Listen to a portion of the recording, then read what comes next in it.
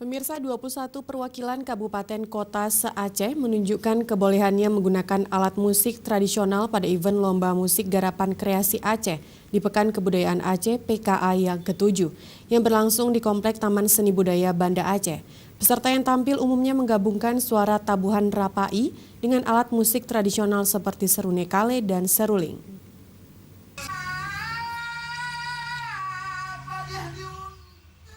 21 perwakilan kabupaten kota se-Aceh unjuk kebolehan menggunakan alat musik tradisional PKA ke-7. Tak hanya menggunakan alat musik tradisional yang sudah umum, beberapa peserta juga memakai barang bekas seperti botol air kemasan hingga bambu. Alat-alat musik ini kemudian dimainkan sehingga menjadi irama musik yang merdu. Sementara kekuatan vokal juga menjadi salah satu yang ditonjolkan, tentunya dengan syair khas masing-masing daerah.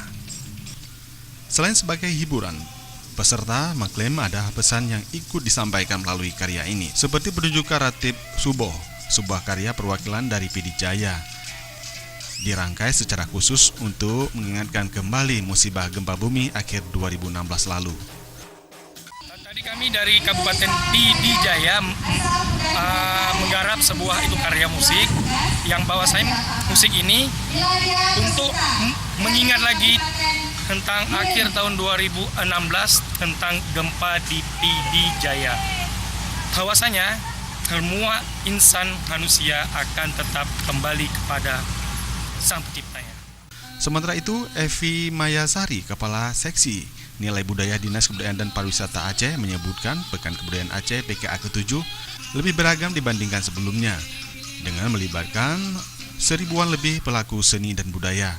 Event 4 tahunan ini diharapkan sekaligus menjadi momen regenerasi bagi insan seniman maupun budayawan Aceh.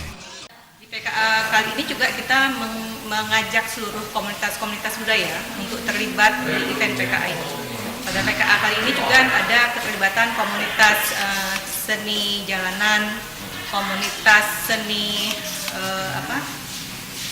moples, ada komunitas film, ada komunitas lain yang semuanya berusaha untuk mengeksplor budaya-budaya Aceh. Pemerintah Aceh berharap PKA ke-7 dapat menjadi kesepakatan bagi para pelaku seni budaya di Aceh untuk dapat menampilkan keunikan kreativitas seni masyarakat Aceh di mata dunia. Tim Liputan Aceh TV.